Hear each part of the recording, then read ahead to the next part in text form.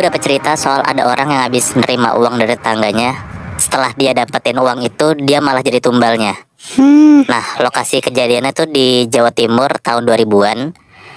Gue mau cerita awalnya dulu. Jadi kayak waktu pas kita kecil, uang 5 ribuan itu kan pasti kita ngerasa anjir gede banget lagi.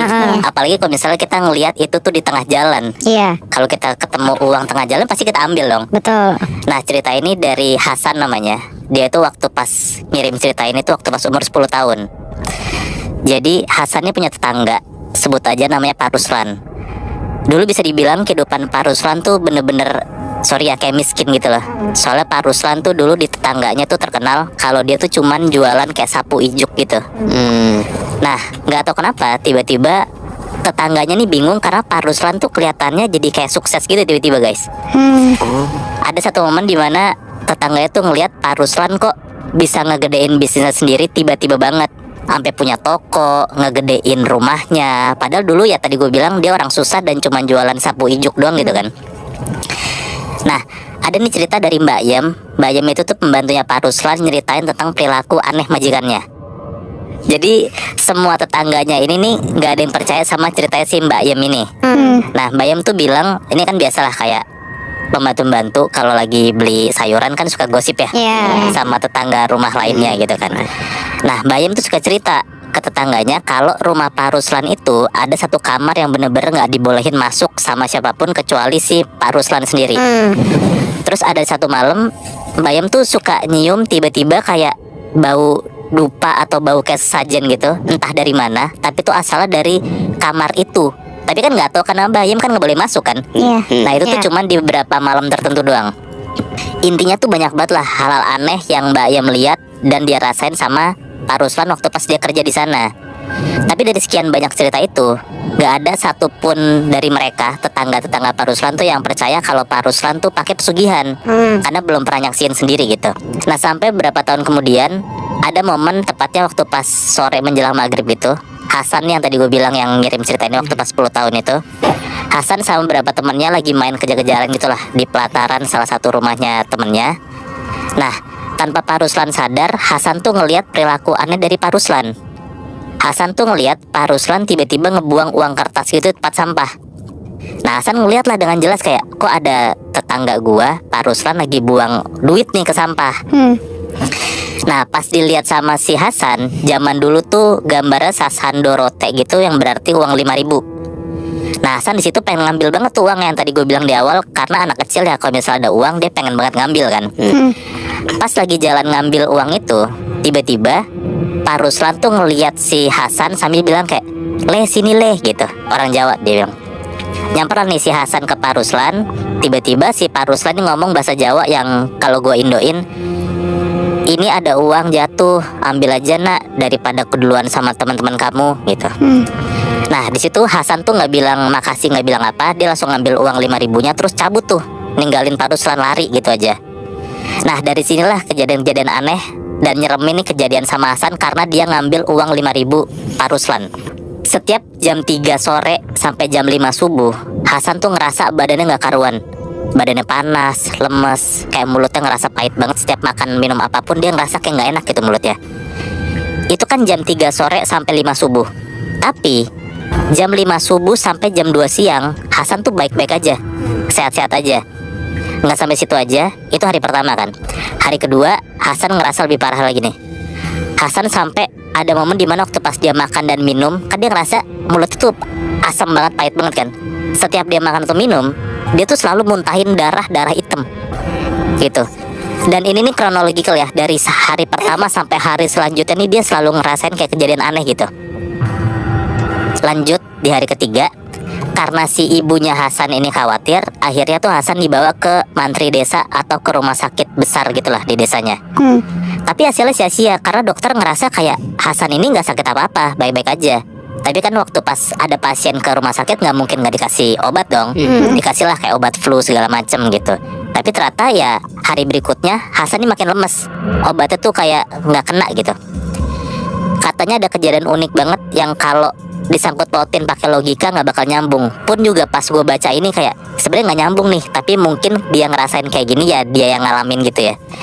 Katanya ada satu malam pas Hasan mau tidur, dia itu tuh bisa ngelihat ada dua binatang kayak ngobrol gitu. Nah, dua binatang itu tuh cicak sama kecoa. Nah, pas gue baca kayak nggak masuk akal gitu kan. Cuman kayak kan kita nggak ngalamin nih. Benar-benar. Hasan denger banget kalau si cicak ini ketawa-tawa. Terus si kecoa ini bilang kayak, kasihan anak ini, dia nggak tahu apa-apa tapi harus bayar semuanya. Nah, bahkan pas Hasan nyeritain kejadian ini ke keluarganya, ya nggak ada satupun yang percaya. Karena ya nggak mungkin lah, masa tiba-tiba ada binatang ngomong. Dicap lah sama keluarganya kalau Hasan nih halu gitu, mungkin lagi sakit. Kasian. Sorry ya, kayak orang giting ya. Iya, kurang gitu. Cuman ya, Kasian loh. ya lagi kan nggak masuk akal. Tapi sebenarnya. kalau cicak tuh gue pernah dengar emang ada kenapanya gitu, setahu gue. Kenapa tuh? Oh, maksudnya ada kayak sign kenapa dia kayak gitu? Maksudnya ya kayak ada sign atau jin Hah? itu tuh bisa nemploknya tuh kayak cicak, makanya tuh diiniinnya cicak gitu. Oh, iya. Dan itu yang makan anak-anak. Oh gitu. Kalau nggak salah ya, namanya tuh umusibian. Oh, tapi make sense Kak. Mungkin bisa jadi Hasan ngelihat cicak kayak gitu karena mungkin si cicak ini bagian dari quote unquote jelmaan Iya. something gitu. Iya. Iya sih. Bisa. Dia si Hasannya sorry umur berapa tadi? 10 tahun. Iya, Iya, masih kecil banget. Karena kalau yang gue pernah jalanin, jadi dia itu pas gue cari tahu, dia tuh makannya anak-anak umur kayak masih kecil, nggak yang belum Ya, belum balik yang lah ya. hamil balik. Oh, ya make sense lah ya kenapa si Hasan ngerasa kayak gini kan. Betul. Ini gue lanjutin lagi sampai ada di hari berikutnya. Ini nih hari kelima. Ada satu malam Hasan tuh datengin sama anak kecil tiba-tiba. Ada anak kecil masuk ke kamar Hasan. Hasan pun juga nggak kenal anak kecil siapa. Tapi anak kecil ini ngomong bahasa Jawa. Kalau gue indoin kayak, jangan takut, saya datang ke sini cuman mau ngasih tahu satu hal. Buang uang itu dan pesan saya, kalau kamu didatengin sama dua cowok yang gak kamu kenal, jangan pernah mau ikut walaupun dia bawain makanan, mainan, atau barang apapun. Pokoknya jangan ikut mereka dan buang uang sisa kamu itu. Nah, abis nyampein itu, si Hasan nih ngeliat anak kecil tuh hilang gitu aja, entah kemana gitu. Hari kelima, ternyata yang dibilang sama anak kecil ini bener, kejadian nih. Karena Hasan waktu pas tengah malam, di kamarnya dia ngeliat ada dua sosok cowok baju putih, kurus, tinggi gitu. Entah dari mana out of nowhere tiba-tiba dia datang. Terus kayak si dua sosok ini tuh kayak ngelambain tangan gitu buat kayak ngajak Hasan ke satu tempat gitu. Nah, Hasan jawab kayak emoh gitu, nggak mau. Nah, terus pas dibilang emoh sama Hasan, tiba-tiba hilang. Coba tidur lagi lah nih si Hasan. Pas dia mau coba tidur lagi nggak bisa, Hasan melek. Ternyata sosok itu datang lagi. Tapi sekarang sosok ini tuh kayak ngebawa mainan sama uang gitu, sambil tetap sama nih kayak ngelambain tangan ngajak Hasan ke satu tempat. Tetap ditolak sama Hasan. Terus tiba-tiba sosok ini hilang gitu aja, entah kemana. Nah, sampai satu momen dimana Hasan tuh ngerasa kayak dua sosok ini kan pasti bukan orang, pasti setan gitu kan. Hasan teriak-teriak lah nih. Pas Hasan teriak-teriak, ada neneknya tuh dengar, masuklah ke kamar Hasan. Ditanya sama neneknya kayak, Hasan kenapa? Hasan kenapa? Nah, Hasan bilang nggak apa-apa, tapi aku ngelihat ada dua sosok. Nah, ditunjuklah ke satu titik sama Hasan, aku ngeliat di sana gitu. Pas dicek sama neneknya, ternyata kosong, nggak ada apa-apa. Nenek bilang kayak, ya udah tidur aja, mungkin kamu salah lihat, kamu lagi sakit, udah nggak ada apa-apa kok, lanjutlah tidur lagi nih si Hasan.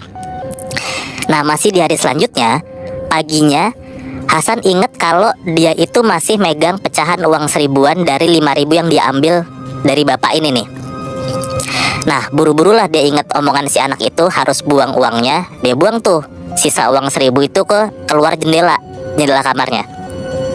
Nah, dan katanya dia itu kan ngebuang uang 1000-nya tuh pas pagi hari. Hasan dengar pas banget dia buang uang itu, tiba-tiba ada temennya yang ngambil uangnya 1000-nya itu. Nah, itu paginya.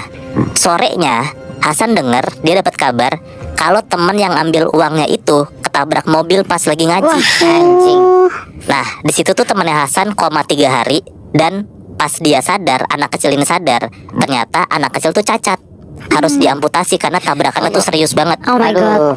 Dan update terbarunya katanya beberapa tahun setelah kejadian itu, si Pak Ruslan ini akhirnya meninggal dengan kondisi yang chaos banget, gak karuan gitu ya, mengenaskan. Tapi keluarganya dan tetangga-tetangga nggak tahu kayak kenapa tiba-tiba si Pak Ruslan tuh meninggal. Gitu cerita yang gue dapet dari Hasan yang umur 10 tahun. Dia cuma ngambil uang 5.000 doang padahal di jalanan. Tapi ternyata dia bisa dibilang kayak mungkin bakal jadi tumbalnya itu ya. Untung nggak kejadian.